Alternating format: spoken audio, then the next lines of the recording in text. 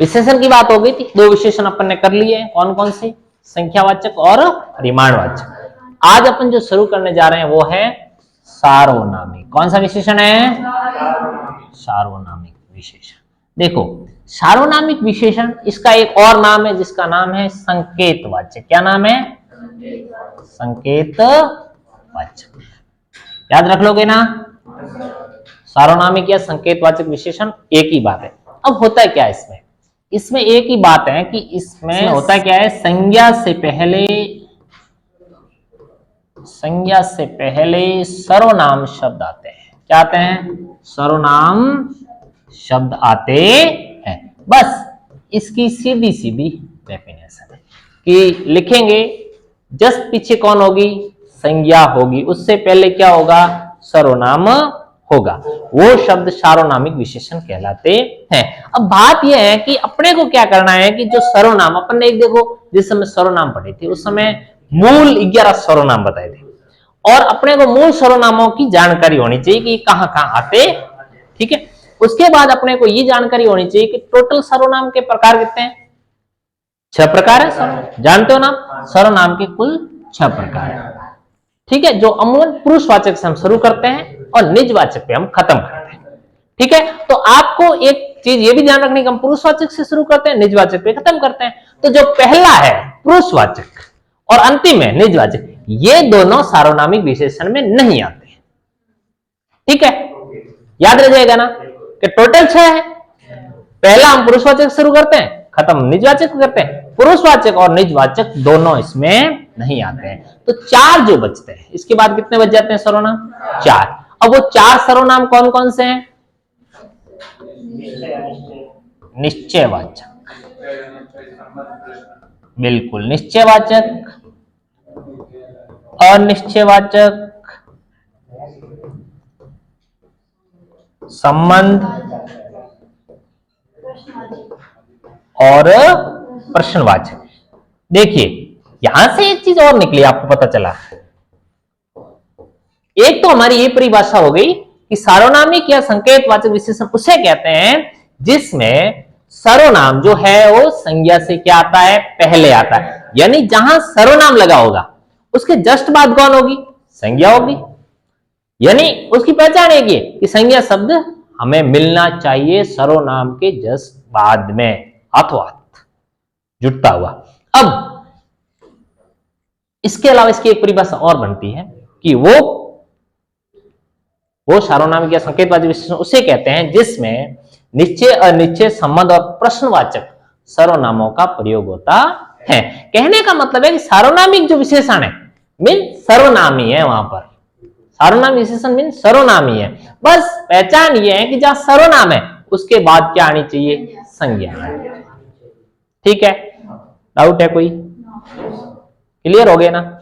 और एक ये भी याद रखना है आपको। देखो इसमें क्या होता है, इसमें एक प्रश्न बनता है। वैसे ये प्रश्न बहुत नॉर्मल लगेगा आपको कि अभी आपको वो क्या करेंगे कि सार्वनामिक विशेषण के संबंध में कौन सी बात सही नहीं है। ठीक है, उसमें एक सवाल बनता है कि हो सकता है उसमें 4 सर्वनाम दे दे, हो सकता है उन दो में से एक सर्वनाम एक डाल दे, या ये पूछ सकते हैं कि उसके अंदर पुरुषवाचक और निजवाचक सर्वनाम नहीं होता, उसकी जगह उन्होंने प्रश्नवाचक या निजवाचक सर्वनाम नहीं होता ये डाल सकते हैं। तो हमें क्या करना है, हमारा क्लियर होना चाहिए ये जो 4 सर्वनाम है वो सार्वनामिक विशेषण में होते हैं, और ये भी ध्यान होना चाहिए कि कौन से नहीं होते।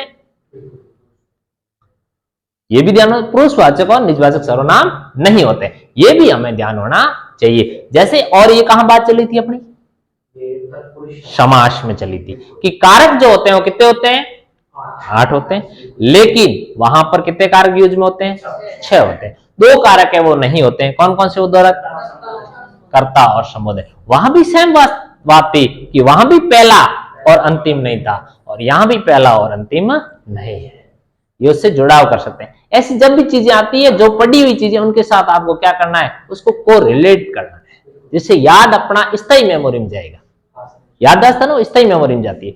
फिर क्या है, कई बार हम कंफ्यूजन होते हैं। देखो यहाँ क्या है, धीरे धीरे पढ़ेंगे तो अपना विस्तार हो जाएगा। बहुत है इस समय सिर्फ अपन पढ़ रहे हैं, सर्वनाम पढ़ रहे हैं, सर्वनाम विशेषण पढ़ रहे हैं, बिल्कुल सामने अच्छा सा लग रहा है। लेकिन जैसे ही, और अब बाबी साहब जैसे अभी कौन बोल रहा था, यशोदा बोल रही थी कि संधि सर मैं जोड़ने की कोशिश तो कर रही हूँ, लेकिन ढंग से अभी जुड़ नहीं रही, तो कारण है ना उसका कि गैप हो गया, है ना, तो उसके साथ जुड़ा। अब बात आती है, अपन बात कर लेते हैं, ये बात क्लियर हो गई सर्वनाम विशेषण किसे कहते हैं। क्या होगा, सर्वनाम जिस पर संज्ञा आएगी और इसमें 4 प्रकार के सर्वनाम होते हैं, ठीक है। ओके, पहला अपन सर्वनाम लेते हैं, कौन सा भी, निश्चयवाचक, क्या लिखूं आगे, निश्चयवाचक सार्वनामिक विशेषण, निश्चयवाचक सार्वनामिक विशेषण। ठीक है, एक मैं चीज लिख देता हूं,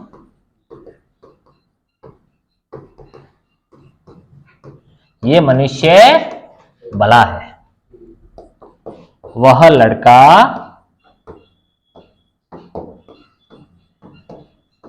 ईमानदार है, मकान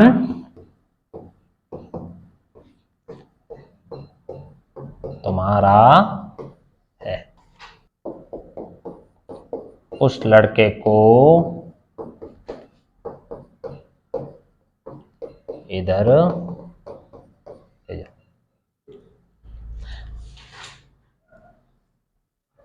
हाँ भाई लिख दिए। अब देखो एक चीज और ध्यान रखनी है, क्या चीज ध्यान रखनी है, कि आपको है ना निश्चयवाचक सर्वनाम का भी पता होना चाहिए, है ना, ये वह उसमें वाक्य में ये लगना चाहिए कि किसी निश्चितता चीज का बोध हो रहा है ना, उसके मुख पर मक्खी बैठी है ना, उसके मुख पर मक्खी बैठी, अब यहां मुख शब्द आया, ठीक है।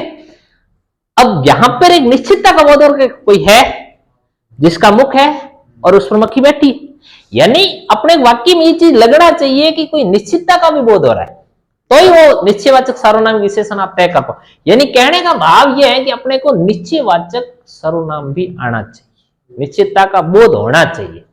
हाँ, एक शर्त ये होगी, दूसरी है कि यह वह यह उस, ये सर्वनाम है, ये हम जानते हैं, ठीक है। मनुष्य जातिवाचक संज्ञा, लड़का जातिवाचक संज्ञा, मकान जातिवाचक, लड़का हो गया, ठीक है। यानी यहां पीछे कौन आया, जस्ट संज्ञा, यानी दो चीजों को ध्यान में रखना, ये सर्वनाम है, सर्वनाम के जस्ट बाद कौन है, संज्ञा आ गई है, और इसके बाद अपने को पता है कि चारों चीजें हैं, ये क्या है, ये मनुष्य भला है, मतलब अपने सामने कोई मनुष्य निश्चितता की बोध करवा रहा है, उसके बाद ये लड़का ईमानदार है, यानी ये भी एक निश्चितता की बोध, ये हमारे सामने है वो आदमी, ठीक है।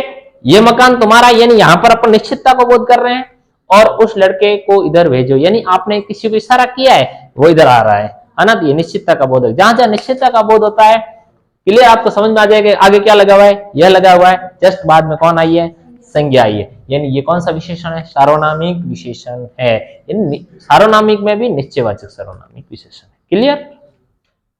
अगला है अनिश्चयवाचक संकेतवाचक भी लिखते रहो साथ साथ, तो याद रह जाएगा आपको, ना, सार्वनामिक विशेषण।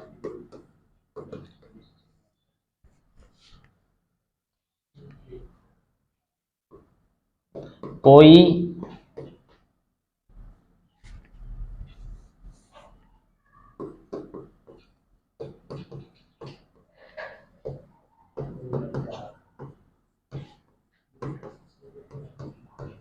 खेल रहा है, कोई लड़का खेल रहा,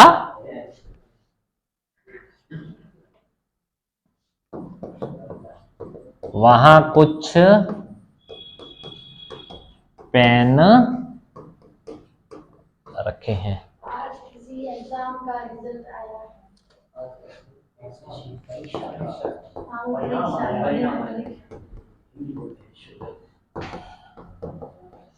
परीक्षा का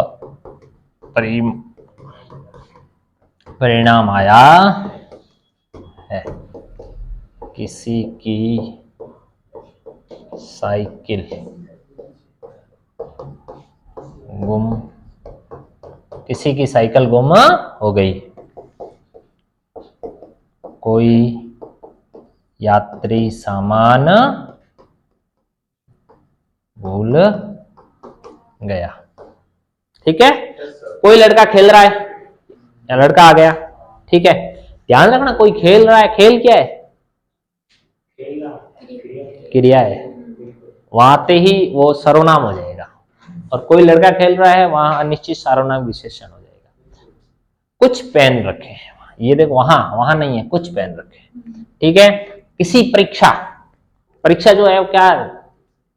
जातिवाचक संज्ञा है परीक्षा, जिसमें विभिन्न प्रकार की परीक्षाएं आयोजित होती है, वो शब्द इसमें है।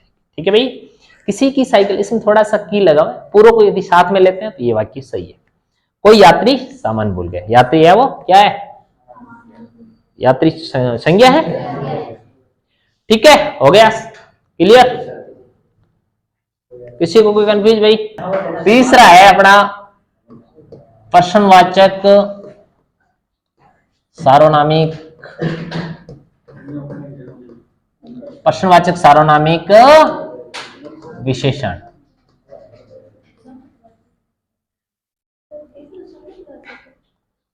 और कोई नहीं, ठीक बात है, ये ले लो, सेम ही है, उसमें कुछ नहीं ऐसा।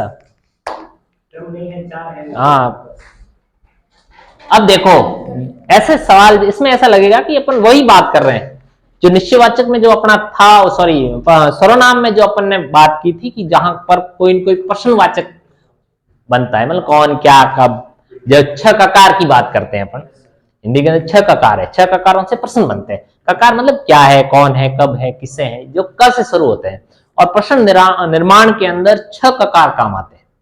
जो अपने प्रश्न निर्माण होते हैं ना, उसमें छह ककार काम आते हैं। ककार मतलब क से शुरू होने वाले, जैसे क्या है, कब, किससे, इसी से संबंधित छह ककार है। तो इससे कोई प्रश्न बनता है, वो सब प्रश्नवाचक में आएगा। यहाँ पर अपन क्या करना, ध्यान वही है, देखो सेम है। आप यदि सर्वनाम को बढ़िया से समझ लिया ना तो सर्वनाम विशेषण कठिन नहीं। ध्यान इतना रखना कि आगे वो होना चाहिए सर्वनाम, पीछे जस्ट कौन होनी चाहिए? संज्ञा। यानी आपको संज्ञा भी आ रही है, सर्वनाम भी आ रहा है, तो सर्वनाम विशेषण आ रहा है। और जो संज्ञा और सर्वनाम की क्लास में नहीं था, उनके लिए समझना थोड़ा कठिन है। समझ गए? ठीक है, कौन लड़का आया है, लड़का आया है, ऐसे बना सकते हो। और कौन बाजार गया है, कौन बाजार गया है। चलो एक आपके और चेंज कर देते हैं, कौन सी दुकान पे खड़े हो, खड़े हो।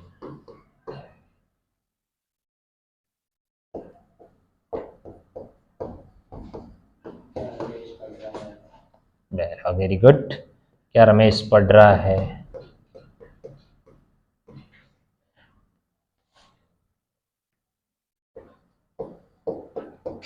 क्या हिमांशु टिफिन लाया?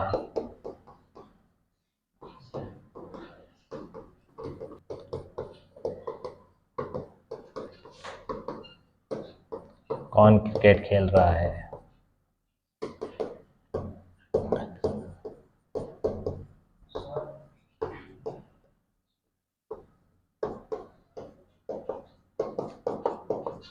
ये देखो, कौन लड़का आया है, कौन बाजार गया है, कौन सी दुकान पर खड़े हैं, क्या रमेश पढ़ रहा है, क्या हिमांशु टिफिन लाया है, कौन क्रिकेट खेल रहा है, और क्या आयुष कर जाएगा। यानी इस सब में प्रश्नवाचक का बोध हो रहा है। और प्रश्नवाचक का बोध हो रहा है, ये पहली शर्त है हमारी। दूसरी शर्त है कि इसके जस्ट बाद कौन आना चाहिए? संज्ञा। ये शब्द संज्ञा शब्द है। अगला है संबंध वाचक सार्वनामिक विशेषण। जैसे जो घड़ी खरीदी थी वह आज खराब हो गई। खराब हो गई। अब देखो यहां संबंध होगी, बात होगी कि घड़ी एक प्रधान वाक्य और उसका ये एक उप प्रधान वाक्य, जो आपस में क्या स्थापित कर रहा है? संबंध स्थापित करना है। लेकिन ये जो शब्द है, ये क्या शब्द है? सर्वनाम का शब्द। ठीक है ना? और इसके पीछे क्या लगी हुई है? संज्ञा लगी। ठीक है भाई, ये जो वाक्य है ना, देखो क्लियर करो आप। देखो वो आज खराब हो गई, कोई अर्थ निकल रहा है, कौन हुई खराब? गाड़ी हुई, मोटर हुई, तय नहीं है ना, कोई तय नहीं। ये जो वाक्य है देखो, ये समझ जाओगे आप यहां से, वो क्या हो गई आज? खराब हो गई। वो क्या खराब हो गई? कोई क्लियर नहीं है। यानी ये जो लाइन है ये इस पर आश्रित है, ये है प्रधान वाक्य। घड़ी की जगह यहां पर मोटर लिखते, कुछ भी लिख सकते, लेकिन ये जो वाक्य है ये वाक्य इस पे है। देखो ध्यान रहे, ये वाक्य इस पर आश्रित नहीं है, ये प्रधान का है। हम बोल सकते हैं जो घड़ी खरीदी थी है, क्लियर बात है। यानी ये प्रधान वाक्य है। दूसरा वाक्य उप प्रधान वाक्य है। क्या है? उप प्रधान वाक्य। इसको उप प्रधान वाक्य बोलेंगे, सिर्फ उप वाक्य नहीं बोलेंगे, ये भी उप प्रधान वाक्य है, क्योंकि कुछ न कुछ इसका भी भाव आ रहा है, लेकिन ये है ना इस पर आश्रित है। वो लड़की आई जिसने तुम्हारी क्या कहती क्या बोला भाई पार्वती? वो लड़की आई जिसने तुम्हारी मदद की थी।